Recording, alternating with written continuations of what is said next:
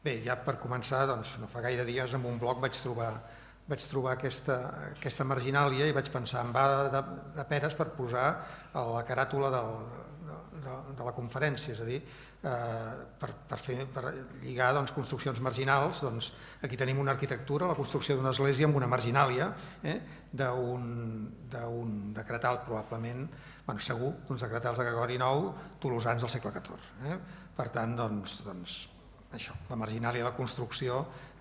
inclús literalment, les podem trobar en aquest cas. Més enllà d'això, una mica aquest seria els referents, l'esquema una mica en el qual ens transportarem en aquesta xerrada i una mica és el que pretenc, també una mica veient que hi haurà moltes coses que entre si potser no són del tot connexes, però sempre hi ha alguna part de relació amb algun element. És a dir, de fet, la xerrada no pretén aprofundir excessivament en cap tema monogràfic, sinó abocar-ne uns quants, i per tant, a l'abocar-ne uns quants, probablement passarà que potser alguns ens quedarem amb ganes que el podríem desenvolupar més, però el que volia fer era un marc que és prou suggestiu i prou complexa per entendre de què estem parlant. Hi ha un eix temporal medieval modern, és evident, abans ho he dit, què podien pensar els medievals, de què farien en relació al modern, doncs no ho sabem. En tot cas, els moderns sí que utilitzen els medievals o s'hi refereixen a vegades, més directe o més indirectament. A la conferència anterior hem tingut sobradament mostres d'aquest tema. Per tant, medieval versus modern, és evident, però medieval, diríem, a partir de quines arts? Un eix artístic, que en el fons és un eix d'interrelació de les arts, sempre ho ha estat així, però que en aquest cas, per mi, intento posar en circulació o en contacte dos arts que en principi semblarien molt llunyans un d'un altre, que un és la miniatura de llibre i l'altre l'arquitectura, un art molt major, i em refereixo ara a tamanys, i un art molt menor, i segueixo referint-me a tamanys, que és la miniatura. En canvi, hi ha una relació, en aquest cas és bionívoca, és a dir, o intentarem entendre que és bionívoca en un sentit i en l'altre, i probablement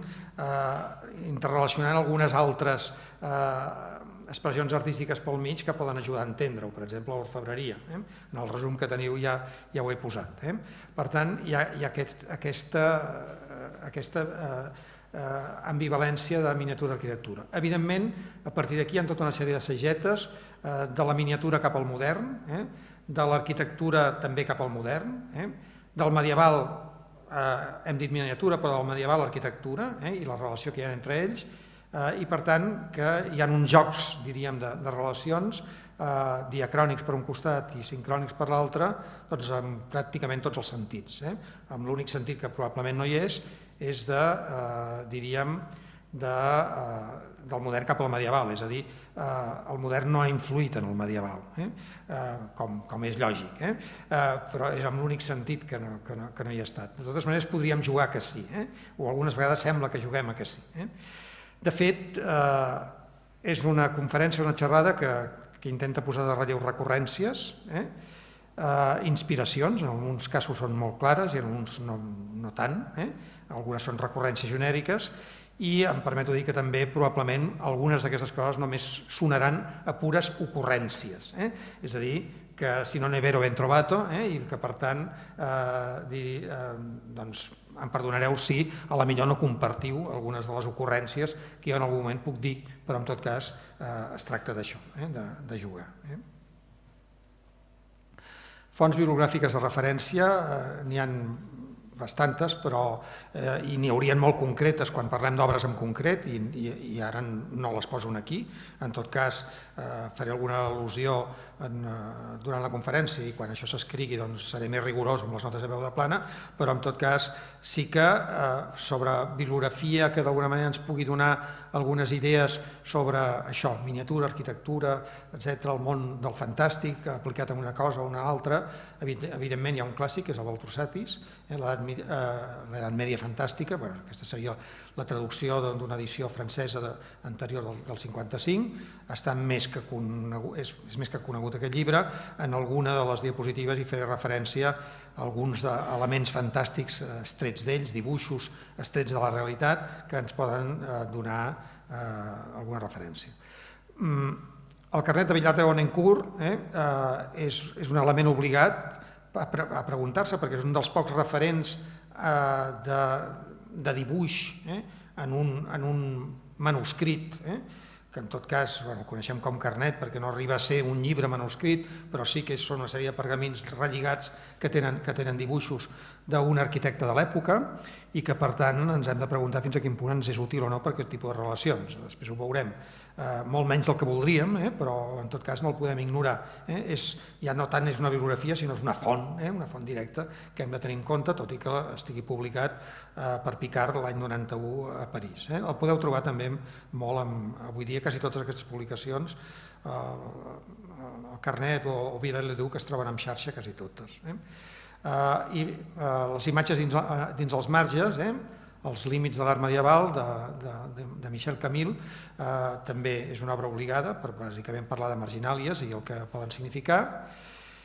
Hi ha un estudi concret que m'interessa perquè d'Antonio Cadall sobre la miniatura lombarda, perquè es dona el cas no gaire freqüent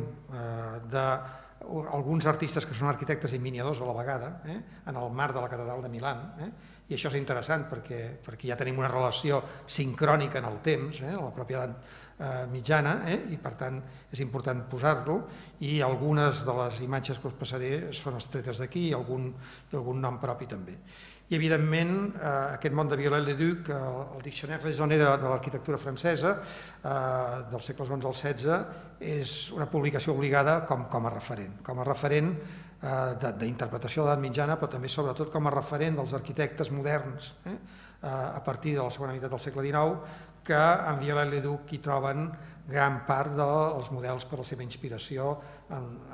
en els neogòtics, però també amb els elements decoratius. Per tant, són elements que són fonts i bibliografia que hem de tenir en compte i que d'alguna manera jo també he utilitzat. Hi haurien probablement altres coses, però que serien més aplicables a temes més acotats o més monogràfics. Bé, això alguns de vosaltres ho vau veure perquè vaig fer una prepresentació d'alguns d'aquests elements en un seminari a l'octubre, més tancat del grup EMAC, i vaig explicar l'anècdota que jo ara visc davant de la Casa de les Punxes i la Casa de les Punxes em va donar una mica la idea que potser estaria bé lligar dos mons que a mi sempre m'han interessat molt i que amb docència m'hi he dedicat, però que amb investigació m'havia dedicat poc, que era arquitectura i miniatura, i en aquest cas el neomedievalisme, etc. Una casa que de fet són tres cases amb una mansana, amb una illa, diríem entre la Diagonal, el carrer Rosselló, el carrer Llúria i el carrer Bruc a Barcelona, un dels cases palau més neogòtics de l'obra de Puig i Cadafalch. A totes les seves obres hi ha una part de neogoticisme important, però aquesta potser seria una de les més evocatives, sobretot per les grans torres i pinacles, i també una mica per aquests frontons una mica flamenquitzants que hi ha. Doncs aquesta, la Casa Terrades, o com més coneguda popularment per la Casa de les Punxes, feta per Puig i Cadafalch entre 1903, o sigui, dirigit a les seves obres entre 1903 i 1905, amb una cronologia que de tots sabeu quina és la de Puig i Cadafalch, a cavall entre el segle XIX i el segle XX, amb una vida bastant longeva. Un personatge que no cal que definim aquí, però que per l'interès, per exemple, pel romànic català, sobretot l'arquitectura romànica catalana, és fonamental, amb la seva publicació juntament amb Goday i Falguera de l'arquitectura romànica catalana, que aboca inclús la romana, publicació de l'Institut d'Estudis Catalans a principis de segle XX, i també, evidentment, molt coneguda com la seva figura de polític, diríem, segon president de la Mancomunitat de Catalunya, etc. Evidentment, la Casa de les Punxes a la Diagonal, quan la Diagonal, abans de l'alcalde Trias i de molts altres alcaldes, diríem, era com un passeig, diríem, mig Rambles, mig boulevard, amb arbrat, amb molt poca gent. Aquí, construccions modernes, deien, els números 416-420, fixeu-vos que, per tant, la Casa de les Punxes equival a 4 vivendes, a 5 vivendes diferents, però de fet són 3, agafa tots els números d'aquesta part de la Diagonal, i amb postals antigues perquè ja neix com un edifici singular del qual es creia claríssimament que seria de referència. A vegades quan parlem de patrimoni, aboquem el patrimoni del passat, a partir d'època moderna s'aboca també el patrimoni com a possible patrimoni de futur, i en aquesta època ja l'estan abocant i ara ningú ho negaria. De fet, és un bloc de cases fet per la família Terrades i Brutau, és a dir, la vídua de Terrades fa construir aquesta casa per 3 de les seves filles, una que es diu Rosa, l'altra que es diu Àngels i l'altra no me'n recordo, però a cada un dels frontons que aquí podeu veure hi ha evocacions. Hi ha 4 frontons i n'hi ha 3 que evoquen les filles, en una hi ha uns àngels, precisament, un àngel més ben dit, en una altra hi ha tot un jardí de roses i en una altra no recordo què és el que hi ha, perquè és la banda que no he retratat, però d'alguna manera és la casa de les filles d'aquesta família Terrades i Brutau, de la senyora Brutau, viuda de Terrades, i evidentment acabarà sent una casa, evidentment, com totes les de l'època, amb llogaters, i avui dia hi ha de tot, inclús hi ha molta oficina, el que vulgueu.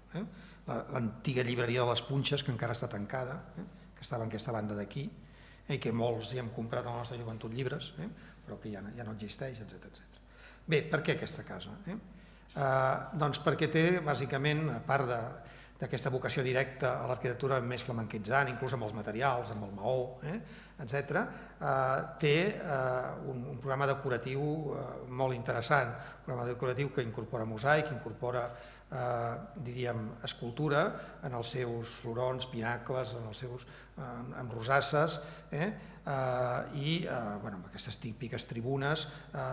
escultura de tipus bàsicament floral, però també escultura amb falses gàrgoles, perquè no arriben a ser gàrgoles de veritat, perquè per aquí no s'evacuen les aigües, però en principi que recorden les gàrgoles medievals de grans edificis, bàsicament catedrals i grans esglésies, que després veurem que s'inspiren molt en programes que Vilalé Leduc havia dibuixat, amb aquests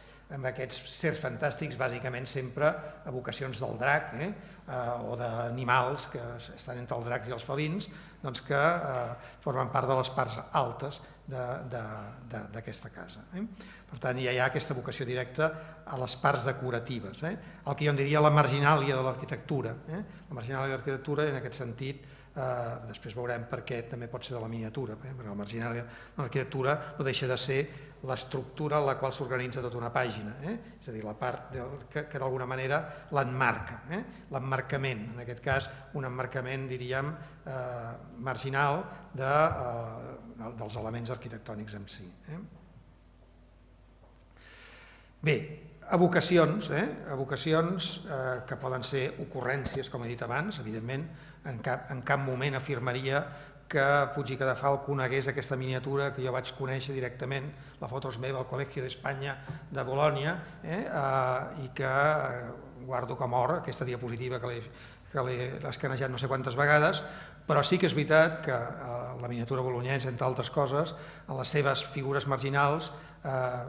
crea grans estilitzacions, sobretot. I aquesta espècie de barrets que recorden florons, doncs aquí podem tenir una certa relació. És a dir, hi ha un món marginal que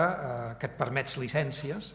i que això arranca de miniatura bolonyesa, en aquest cas del 1200, és a dir, de finals del segle XIII, que seria aquestes institucions de Justinià del Col·legi d'Espanya, o podríem arribar ja a mitjans del segle XV amb miniatura, sobretot francesa, però també n'hi ha de flamenca, on bàsicament les orles són autèntiques evocacions florals. Estem al mes de maig i això ens sembla normal,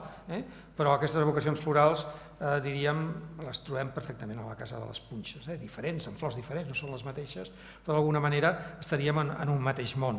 Molt probablement aquí la referència no és directa, però és més real, perquè bàsicament Puig i Cadafalch s'inspira molt més en l'arquitectura flamenca medieval, que és molt més d'aquestes cronologies. Però veiem, per tant, aquestes marginàlies, diríem, en aquest cas d'aquest missal de Toulouse, però que és bàsicament de miniatura flamenquitzant, diríem, amb aquestes tota mena de flors, de fulles de cant, de tota mena diríem, d'aquest abigarrament, aquest abigarrament de la floració, que també el trobem aquí, d'una manera molt evident. És el mateix vist d'una altra manera, amb unes fotos una mica més. Inclús també les gàrgoles poden ser també animals fantàstics, les gàrgoles en forma d'altres animals, de peix també, en algun moment són recollides per Viollet-le-Duc, etc. Ja dic, falses gàrgoles, perquè per aquí no s'evacuen les aigües, però en tot cas la inspiració és directament del que és una gàrgola medieval. Puig i Cadafalch, evidentment, el personatge que d'alguna manera concep tot això, i no ho concep sol, perquè els seus programes decoratius són programes decoratius a partir, com molts arquitectes del modernisme, a partir de la recuperació de grans, diríem, artesans, escultors, musivares, pintors, etc. Quasi totes les, no totes, però per exemple els Quatre Gats, per exemple, per dir-ne una. La mateixa família Caixa Terrades tenia una casa Ceba, que també la fa la casa sobre vies de Ceba, també la fa Puig i Cadafalch, i molts altres elements de Puig i Cadafalch compten amb uns mateixos artífecs. Enric Monserdà, pintor, que farà els models, per exemple, d'aquest mosaic. Aquest no està dedicat a les filles, sinó està dedicat a Sant Jordi, que és el que tinc davant just de la finestra del meu dormitori, i que vaig veure que posava Sant Patró de Catalunya, dona'ns la llibertat. Això el 1905. Va passar la dictadura de Primo de Rivera, va passar la dictadura de Franco, en algun moment Lerroux va dir que això era una ofensa a la pàtria espanyola, s'entenia, però no va passar d'aquí, i va passar totes les dictadures, aquesta llibertat de Catalunya. Aquí, probablement perquè estava molt alt, i potser perquè qui veia aquestes coses no va voler en cap moment denunciar massa, però encara hi és, encara hi és. Bé, sota aquest mosaic, aprofito, hi ha aquesta figura d'aquí. Aquesta figura d'aquí, que és com una espècie també d'element fantàstic, però que probablement evoca realísticament un personatge amb ulleres. I no sóc jo, això ho ha dit Beli Artigas en un blog que té, que es diu Criticar. Beli Artigas és arquitecte i us recomano aquest blog perquè treu quantitat de coses. El món de la xarxa avui dia és un món també marginal, però també central, que en alguns moments, és a dir, et permet investigar, perquè jo no buscava això, jo què sabia. Però poses, etc., i trobes, i a partir d'aquí dius, ho agafo, ja està, cites, perquè ho has de fer, ja està. Doncs aquí tenim probablement, si no n'he vero, torno a dir, he ben trobat, però probablement jo crec que sí que he vero, aquest nas, diríem, aquí és molt clar en el perfil, tenim la figura de Puig i Cadafalch, que d'alguna manera, marginalment, com molts comitents de l'edat mitjana o com molts artífecs de l'edat mitjana es posaven marginalment per no tenir un protagonisme excessiu, perquè normalment el protagonisme el tenia el qui pagava, el comitent, etc., però hi volien deixar la seva, diríem, la seva firma, d'alguna manera. Aquí tenim el cap de Puig i Cadafalch amb una d'aquestes preteses gàrgoles, diríem, o imatges fantàstiques de la casa Terrades. Per tant, us ho passo aquí. Òbviament, això és una manera de fer, ho acabo de dir, que ho podem trobar en miniatura i no hem d'anar molt lluny, miniatura catalana. Aquí tenim l'escrivà segon mestre il·luminador dels usatges de la paeria de Lleida, que com sabeu són els usatges dels Montcada, i un personatge que ja s'ha fet famós gràcies al Rosa Alcoy, que ens el va batejar com mestre de l'escrivà, i a partir d'aquí ja millor que no hi trobem ni el nom, és a dir, ja és així, i és una imatge preciosa, marginal, on es veu l'escrivà, probablement amb voluntat de donar-se el seu protagonisme, però també seguint alguns costums en els manuscrits jurídics, que com que normalment un manuscrit jurídic necessita d'un escrivà que és a la vegada el notari, el que d'alguna manera certifica que allò és llei, etc., l'escrivà sempre ha estat una figura marginal amb altres, per exemple, amb aquests decretals, catalans també, que estan a París, doncs també trobem aquí quasi al final de la miniatura central dos escrivans que d'alguna manera estan escrivint. Per tant, és una manera de fer que és més recurrent, el que passa és que aquest, diríem, evoca un personatge amb una individualitat molt clara que altres no tenen. No ens posarem ara en qüestions de què significa això, però en tot cas estem en aquest primigeni italogoticisme català,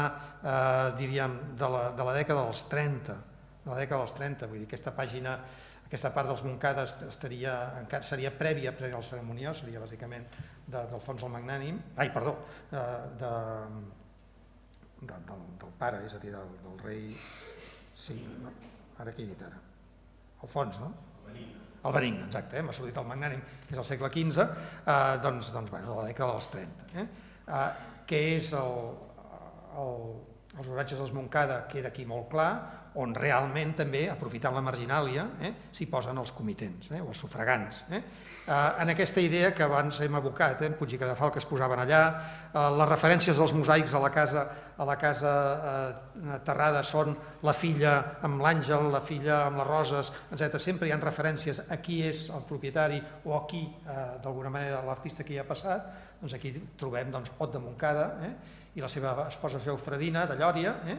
diríem, amb dos parts d'una marginàlia que està a baix del foli 160, en aquest cas, de l'últim foli il·luminat d'aquests usatges, però aquests mateixos personatges, per un altre pintor,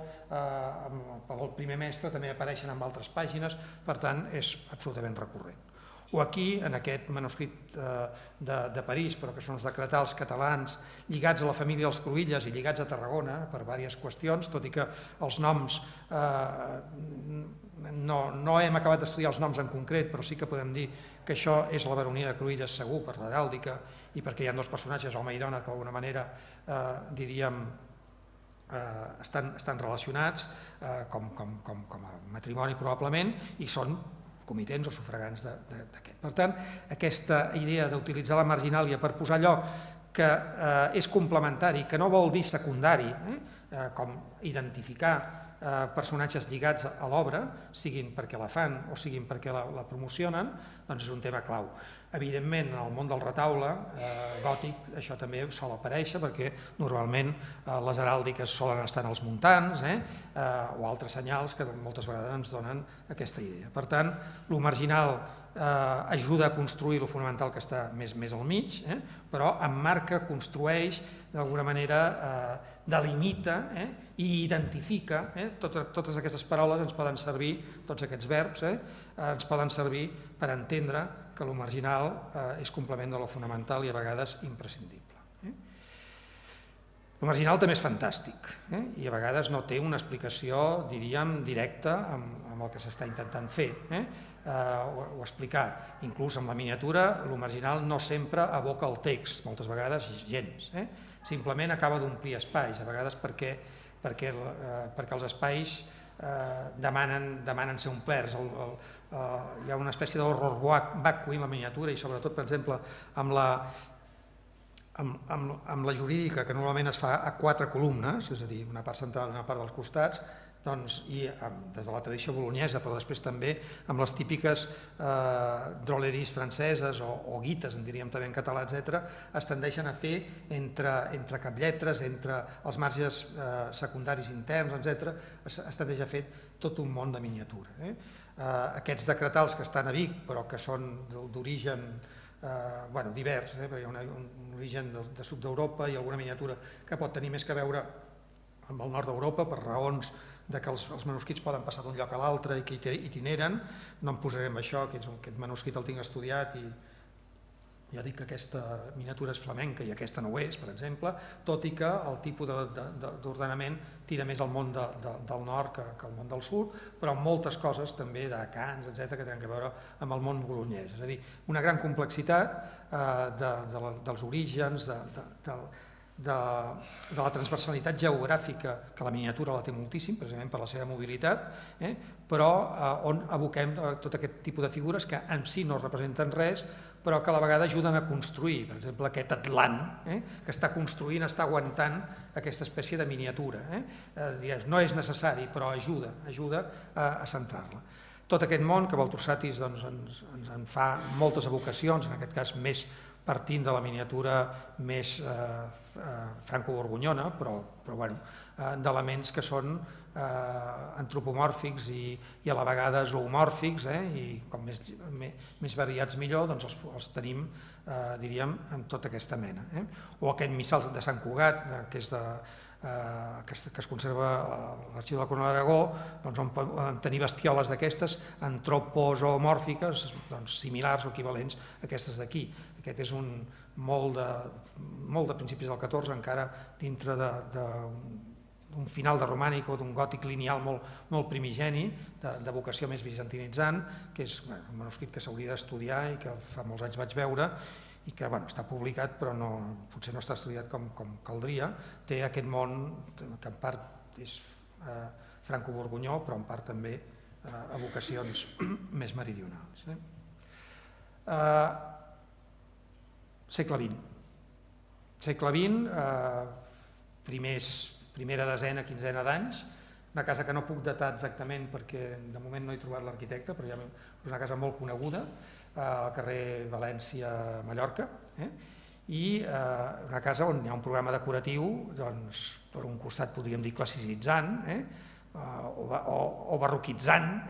però amb altres coses clarament medieval des del punt de vista d'aquests elements, diríem, elements fantàstics,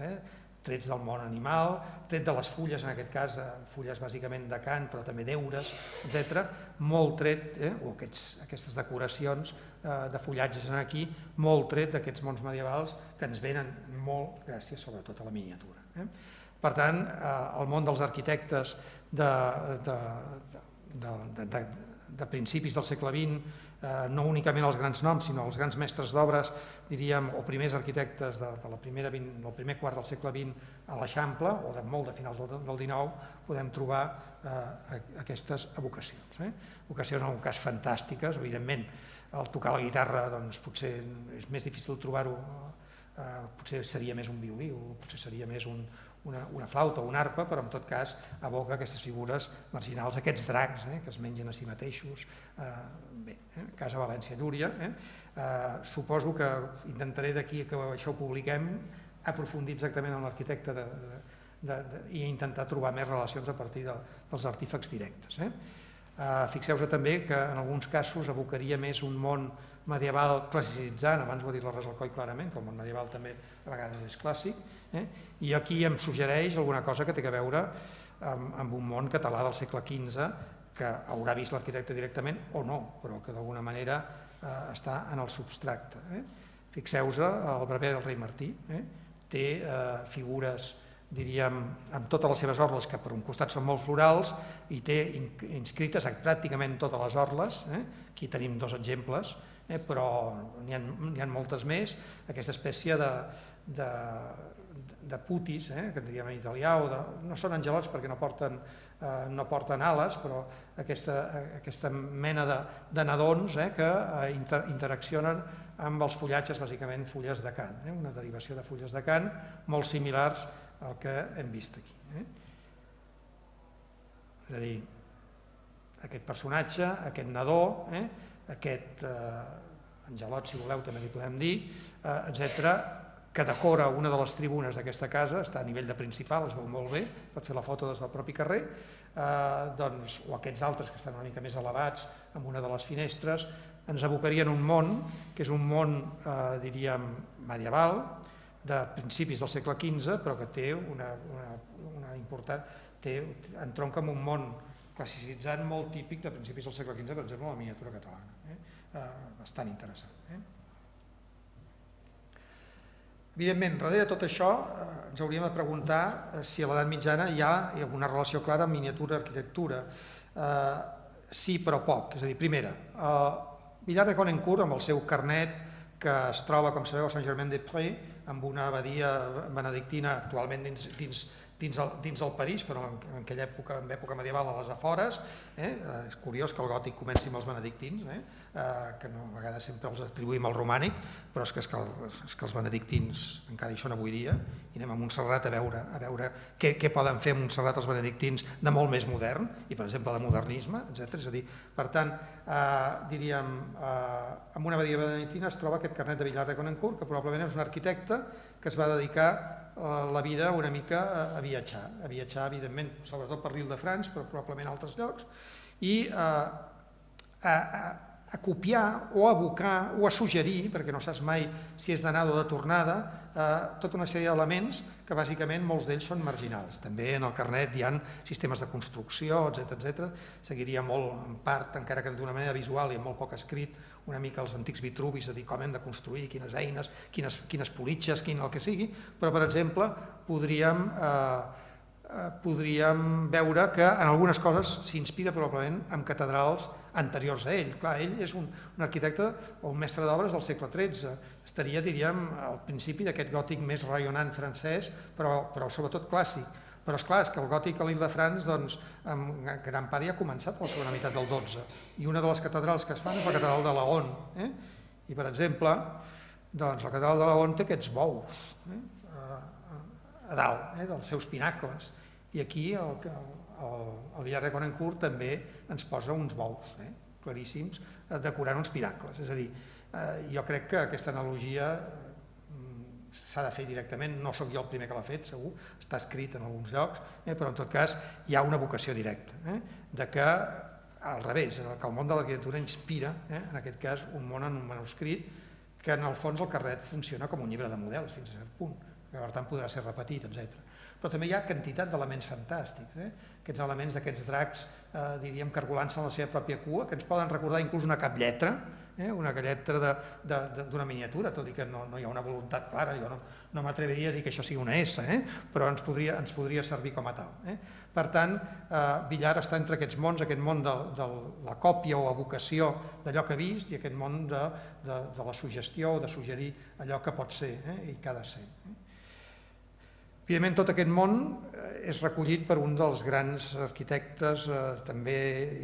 arqueòlegs, historiadors de l'art a l'època, perquè jo crec que la història de l'art a França comença en gran part amb Viollet-le-Duc i amb tots els seus seguidors, després Focillon, etc., que comencen a fer els seus també manuals de referents, a inspirar-se en realitats i també a fer les seves evocacions per tot el món de la restauració. Hem de recordar que en Prosper Mérimée als anys 30 del segle XIX comencen a fer el comissionat de protecció de les arts, etc., i que a Viollet li toca restaurar, entre altres coses, Notre-Dame de París, però també castells, muralles de ciutats com Carcassona i Toulouse, que era el romànic, moltes altres coses, Sant Servent de Toulouse, em refereixo, moltes altres coses. Evidentment que el Dictionnaire raisonné de l'arquitectura de Viollet-le-Duc és un element referencial obligat per entendre part de l'arquitectura, evidentment, que ell intenta, diríem, reproduir, per tant medieval, però obligat per entendre bàsicament els neogòtics del segle XIX. I també tots els criteris de restauració. Avui dia el podeu trobar en xarxa i per tant no cal comprar-lo ni cal anar a la biblioteca dels museus actualment del Mnac a veure l'únic exemplar que hi havia a Barcelona perquè ens el podem baixar de la xarxa tot. És l'avantatge de les publicacions que tenen més de 100 anys, que si algú les escaneja no hi ha drets d'autor i per tant és una de les coses que també ens podem dedicar els investigadors a fer, que és escanejar coses antigues. Jo n'estic trobant moltes, però normalment escanejades per universitats americanes. És a dir, aquest és un tema que aquí ens hi hem de dedicar i probablement per mi que no quedarà. Viollet-le-Duc, per exemple, coneixia les gàrgoles que mai van funcionar de Sant Etienne, de Sant Esteve de Toulouse, la catedral de Toulouse, que ara les podem veure al Museu dels Agustins de Toulouse, descontextualitzades, perquè són unes gàrgoles que no s'han utilitzat mai, novetes, és a dir, evidentment tenen el pes de la història, perquè són del segle XIII, però no tenen el desgast de la història perquè no es van arribar, és una catedral que no es va acabar. I per tant les gàrgoles van quedar així i sempre ha funcionat ja des que es van posar els agustens ja al segle mateix XIX com elements per ser visitats, com elements de còpia directa. senzill, no calia un teleobjectiu que tampoc existia en el segle XIX o difícils per veure com era una gàrgola, que la podies veure els agustens, i aquí les tenim totes, amb aquests dracs alats que a la vegada són com aus, que a la vegada tenen aquests caps com una mica de feliu de gos, etc., amb aquestes boques obertes, perquè això sí que són gàrgoles de veritat, perquè han d'evacuar les aigües, i funcionen, o aquests, funcionen a partir d'aquests canals que engalçats a la pedra, engançats a la construcció, evacuen a partir d'aquí i per l'esquena ens evacuen cap avall. I podem trobar dracs d'aquests que si algú em digués home, això és molt Walt Disney, això ens ho hem imaginat, això és un drac, diríem, molt inventat, doncs potser diríem que sí, molt del XIX, però no és tant del XIX, perquè és del segle XIII. El que passa és que aquí el podem veure amb una distància d'escultura de museu, amb la seva peana inclús, que no el podríem veure en un altre lloc. I aquesta jo crec que és una de les gràcies. Evidentment, això li permet a Viollet-le-Duc fer moltes coses. Evidentment, ell puja a les catedrals, puja i veu les coses in situ, però també ha vist aquestes gàrgoles i altres i les ha vist molt de prop i per tant pot fer tota una evocació perquè n'hi ha, no sé si centenars, però sí que n'hi ha desenes de gàrgoles dibuixades per Viollet-le-Duc en el seu diccionari i amb diferents tipologies i algunes d'elles et diu d'on són, que són còpies directes i altres poden semblar més evocatives. Això li permet, per exemple, aquest drac d'aquí, doncs tampoc està tan lluny d'aquest d'aquí, però en tot cas és diferent. Aquests que són figures molt humanes, en aquest cas de dimonis, o aquests que són figures que ja no se ben bé si són dracs o són elements com eriçons, etc., més curts. Per exemple, a la Casa de les Punxes el que imita una gàrgola són més de factura d'aquest tipus, de factura curta. En canvi n'hi ha de factura molt més llarga, o aquests caps, diríem, que fan de mènsula de la pròpia gàrgola, etc., més curtes. Evidentment que això li permet a Viollet-le-Duc fer totes les seves restauracions, reinventar, és a dir, totes aquestes galeries, diríem, superiors de les torres de Notre-Dame, en part són reinventades i fetes en pedra artificial, gran part d'ells amb aquests elements que vigilen la ciutat i que ja no són gàrgoles, sinó que són elements fantàstics, però que l'han inspirat amb ell amb la realitat. Aquest típic dimoni que ho vigila tot, està fotografiat. Aquestes fotos són meves, però el pots trobar a internet per altra gent i sempre és allò, París vigilat pels dimonis és una cosa claríssima que em sembla que hi recorre tothom. El mal està dalt, no està baix, el mal ho vigila tot. Doncs, això tampoc està tan lluny dels escultors de Puig i Cadafalch, és a dir, del Lluïol i altres. La casa, per exemple, la casa del Baró de Quadres, que és un altre Puig i Cadafalch molt a prop de les Punxes, que després ens hi referirem, pot tenir aquests dracs, inclús coronats en aquest cas, molt fantasiosos, però que no estan tan lluny dels models de Viollet-le-Duc. O aquesta restitució, perquè no crec que sigui autèntica, d'aquesta gàrgola del convent de la Concepció que està traslladat a l'Eixample, al carrer Llúria també, però que ve de Ciutat Vella, traslladat a l'època bàsicament de l'obertura de la Vila Lletana, doncs és una gàrgola que també ens recorda aquests dracs que hem vist amb les ales esteses, etc. De totes maneres, i aquesta és la de la Casa de les Punxes més a prop, aquesta ja no és ben bé un drac, és com un animaló amb la boca oberta, però també té aquí com una espècie de voluta que ens pot recordar quasi una cabra també, etc., però d'element curt, compacte, que ens pot recordar algunes de les figures també del propi Viollet-le-Duc. És a dir, és evident que el diccionari de Viollet-le-Duc era conegut per aquests arquitectes, estava obert i era font d'inspiració. I a la vegada Viollet-le-Duc s'havia inspirat amb la realitat del gòtic, bàsicament francès. Però no ens cal únicament inspirar-se amb el món europeu i el món francès, també hi ha, tot i que el món català sempre s'ha inspirat en Europa, perquè l'art català de totes les èpoques és un art que mira dos eixos, i ho tenim molt clar, sud-nord i mediterrani, però amb escultura del segle XV catalana, façana a la Generalitat, després ens hi referirem a un altre lloc, doncs hi ha aquesta espècie també de gàrgoles, molt sortints, amb programa escultòric a sobre i a sota, etc., la façana gòtica de la Generalitat de Catalunya, que poden inspirar perfectament la Casa Terrades amb unes gàrgoles d'aquest tipus. És a dir, per tant, diríem, Juliol no cal que se'n vagi al nord, també pot inspirar-se amb el propi país. De fet, ara m'hi refereixo,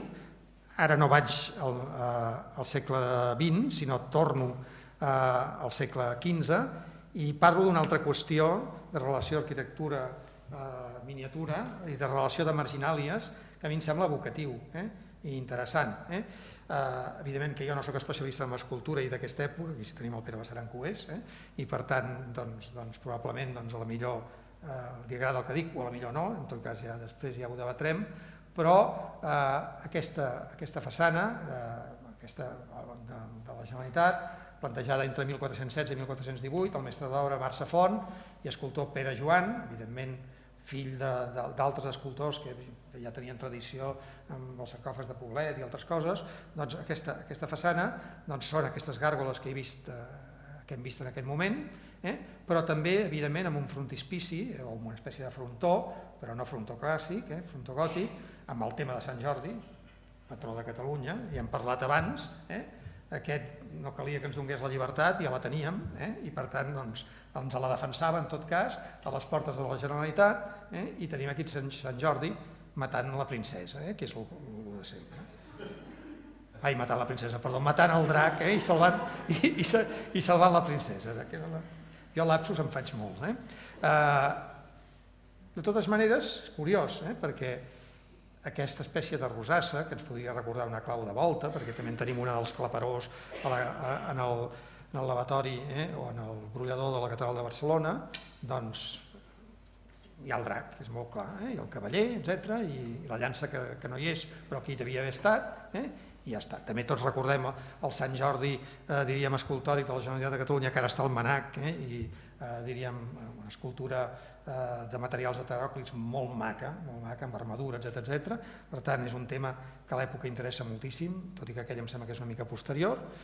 i no tenim princesa, però tenim gàrgoles, i la gàrgola més propera en aquest, diríem, frontó, és una reina o és una princesa. I per tant, lo central i lo marginal es relacionen. És a dir, la marginàlia, en aquest cas d'arquitectura, com a complement del tema central, tot i que a la vegada és una gàrgola que es relaciona amb les altres gàrgoles i que per tant forma part d'un conjunt, però que quan el mires en detall és això. Aquesta idea de complementaritat entre lo marginal i lo central és fonamental en el món de l'arquitectura i també en el món de la miniatura. Per què? Per economia d'espai. Per economia d'espai moltes vegades. I, evidentment, que això també es dona a la miniatura. Per exemple, amb aquest combat de Guériet i de Gabin amb aquest llibre francès de l'Ancelet du Lac, doncs podem trobar aquí el combat dels cavallers, però aquí trobem les dames mirant-s'ho des del castell. És a dir, és que si combats i no et mira ningú, i si no li pots donar, diríem, la teva penyora a la teva dama, on estem amb la cavalleria? I llavors les dames ocupen el seu lloc, a dalt, diríem, en els merlets del castell, i estan mirant o estan presenciant o estan simplement sent testimonis d'aquesta batalla encarnissada que es dona a la miniatura, en aquest cas, que a la vegada és també una inicial, perquè quan es vol aprofitar molt l'espai, doncs és això. Per tant, aquí hi ha una vocació. A vegades això es fa inclús a posteriori, és a dir, el llibre passa de mans i després ve des de l'amanuense que hi farà una guita feta en ploma o algú que acabarà de complementar, i podríem trobar bastants exemples. Però n'hi ha un altre de català que a mi m'agrada molt, que és el Mistral 112 de Ripoll, també en aquesta línia d'italo-goticisme, un llibre també a abocar d'estudiar probablement a partir de 1350 i que algú l'ha estudiat, però que jo el vaig veure directament quan feia la meva tesi, però com que és de temàtica religiosa no el vaig tractar directament, però en canvi aquestes fotos també són meves, doncs el Missal de Ripoll, 112 en aquest cas, que també està a l'ACA, doncs trobem aquesta lapidació de Sant Esteve el dia de l'endemà de Nadal, és que això és molt català, és a dir, Sant Esteve és festa gran a Catalunya ja des d'època medieval, doncs la lapidació de Sant Esteve després de la pàgina anterior és la Nativitat, i esclar, hi ha una lapidació. Com que és un missal que utilitza les inicials i no fa vinyetes per fer les seves composicions, ha de jugar, i ha de jugar amb l'espai. Llavors, esclar, no hi ha lapidació de Sant Esteve sense el lapidador, no? Doncs aquí tenim el lapidador, el tenim fora ja. Fora ho hem vist amb alguna altra cosa, com aguantant, però la lapidació amb un sol quedava poc. Llavors l'altre inicial, la I de l'altra columna, de l'altre corondell, que també diríem, hi ha l'altre lapidador, és a dir, pedres pel darrere, pedres pel davant, aquí ho tenim en gros, i per tant veiem que la marginàlia en aquest cas, o dues parts de la decoració es complementen amb un únic tema. I per tant és una casuística que la veiem a la miniatura medieval i que l'hem vist també en... Vaig molt ràpid, no? Perquè haig d'acabar aquí, no? A 2:15, vaig bé, doncs. Molt bé, perfecte. Més coses, més evocacions, i ara sí que aniré més ràpid, perquè el món, diríem, de les marginàlies, ja des d'elements molt primigenis en la miniatura gòtica, per exemple, això és miniatura bolognesa de cap al del mestre que en diuen el maestro 1328, doncs en aquests frontispicis de pàgina sencera, això és molt típic també de decretals i de decrets de Gracià i de miniatura jurídica, ens emmarquen els temes fonamentals amb algunes coses que semblen bàsicament construccions, o una espècie de canalobres, o inclús en aquest cas evocant ja pels temes, els rínxols decoratius i per les formes, diríem, una mica geomètriques, d'aquí ens estan evocant clarament una peanya d'algun element que a mi em suggeriria moltíssim alguna cosa que també a la primera meitat del XIV comença a ser molt important, que són les custòdies. Les custòdies d'orfebreria, que són autèntiques construccions o models de construccions que tenen molt a veure amb l'arquitectura, òbviament, no cal que ho expliqui, en aquest cas la custòdia de Girona. Tots sabem que la custòdia surt amb corpus el 1340, el corpus com a festa és del 1340, aquestes miniatures són del 1328, però el tema de la principal relíquia cristiana que el gòtic arriba a elevar al màxim, que és la Sagrada Forma, el tenim amb les custòdies, o també ostensoris, etc. Aquí tenim una vocació. Un món arquitectònic en miniatura, que a més té la seva autonomia bàsicament artística, en aquest cas perquè és orfebreria d'argent daurat, etc., però també una autonomia clarament litúrgica, però que és un món que evoca la pròpia catedral. La custòdia és la casa del Senyor, com la catedral és la casa del Senyor, per tant és arquitectura pura, però amb unes altres dimensions, d'alguna manera també ens ve evocada des de la miniatura. Aquestes que recorden més canalobres, però que no ho són, o que poden ser reliquiaris, com aquest de la Santa Espina, de la catedral de Barcelona, que podria haver portat també una Sagrada Forma, però que en tot cas podria ser un reliquiari. Aquest que no sé d'on procedeix, perquè l'he trobat a internet, de la col·lecció Tena, però probablement també és d'origen català, és un ostensori, per tant aquí podia haver-hi, o aquest amb més mig torriforme, mig de braços, es pot recordar en part la custòdia d'Eivissa, només en part, etc., amb esmalts, diríem, amb esmalts translúcids de l'època, que també està a París, però que també prové del punxó de Barcelona. Bé, més evocacions. Hi ha evocacions directes entre el món de la miniatura i el món de l'arquitectura medieval i l'arquitectura moderna, potser sí, potser no, o entre la pròpia medieval i l'arquitectura o no, en molts pocs casos, però en tot cas, per exemple, en el món milanès trobem miniadors, que bàsicament són la botega o el taller dels Grassi, pare i fill, Salomón i un altre nom que després sortirà, que, diríem, fan diferents miniatures, moltes d'elles conservades a Firenze, però miniatures que evoquen el món arquitectònic, ja en si, amb les marginàlies. Per exemple, aquí veiem un Sant Jordi, un Sant Cristòfor, al marge d'una inicial que a la vegada en si és una catedral, és a dir, un món molt arquitectònic en la pròpia miniatura, perquè evidentment hi veurem que els seus miniadors són també arquitectes, i això és un món molt important. El món de Sant Jordi i la Princesa, que també és un món molt recurrent, aquí el tornem a veure. No oblidem que Sant Jordi és oriental, però que bàsicament és a partir de la segona meitat del XIV i sobretot durant el segle XV que s'occidentalitza i que acaba sent el patró cavaller, l'ideal de cavalleria i el patró de grans monarquies com podrien ser la catalana aragonesa o l'anglesa. Per tant, aquest món és molt clar. La casa del baró de Quadres, també Puig i Cadafalch, una mica posterior, acaba les Punxes i comença la del baró de Quadres, una davant per l'altra, molt diferents però també molt similars, evidentment és un tipus de palau diferent, més gòtic-renaixentista, però evidentment aquesta tribuna aquí no té floracions, sinó té figuració, doncs és una tribuna clarament inspirada en l'edat medieval. Ja hem parlat abans d'aquestes gàrgoles, es poden inspirar directament en el món directe català, però aquesta part d'aquí és molt més flamenca en si. I aquests elements d'aquí que ara veurem. Aquest món d'aquí, on hi ha bàsicament parelles d'homes-dones enfrontats, ens pot recordar molt el món flamenc. Les decoracions vegetals de dalt ens poden recordar molt el de la Casa Terrades, que hem dit abans, però en canvi les gàrgoles ens recorden clarament la Generalitat. I fixem-nos, és a dir, en els costats hi ha aquí, ara ho veurem en detall, diríem un tema de Sant Jordi matant el drac, que no la princesa, i aquí hi ha un tema també molt medieval i també inclús prejutesc, que és el de la caiguda dels àngels, diríem, en l'altre costat. Dos temes, bé i mal, molt d'aquesta espècie d'antinòmia agustiniana, que jo en diria, i molt des de l'alta edat mitjana, dos temes clarament recurrents, però gràficament a partir del món bizantí, després del gòtic,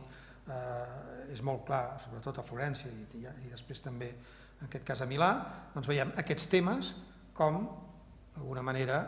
evidentment no hi ha una vocació formal directa, però sí temàtica molt clara, com a marginal i arquitectònica. Aquí veiem aquest Sant Jordi matant el drac, de dalt a baix, verticalitzat.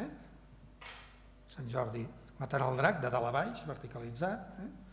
I aquesta expulsió dels àngels,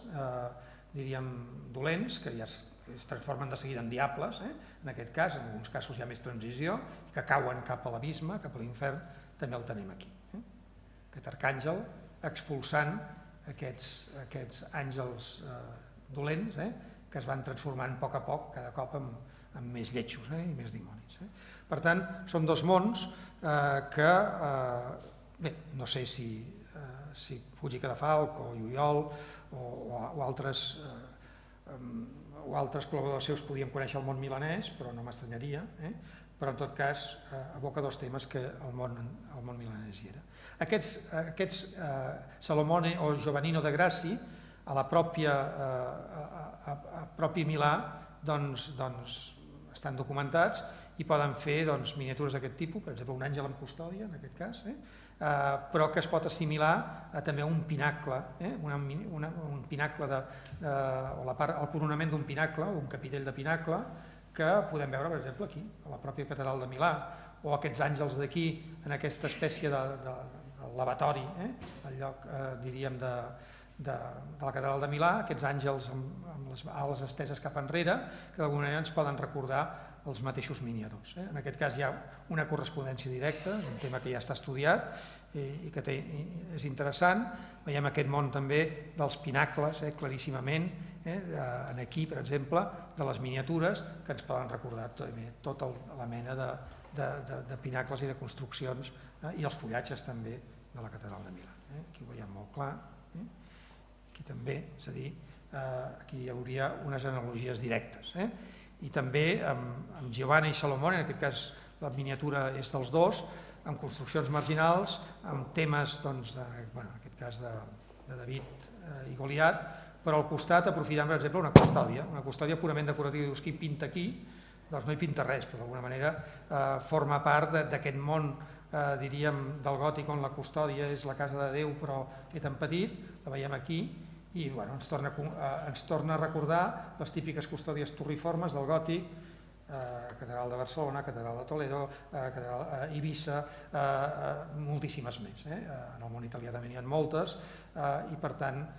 aquesta marginàlia, diríem, miniada i aquesta, diríem, aquests models arquitectònics que a la vegada tenen una autonomia totalment litúrgica, que són les custòdies. I res més. Gràcies per la vostra atenció i a la vostra disposició.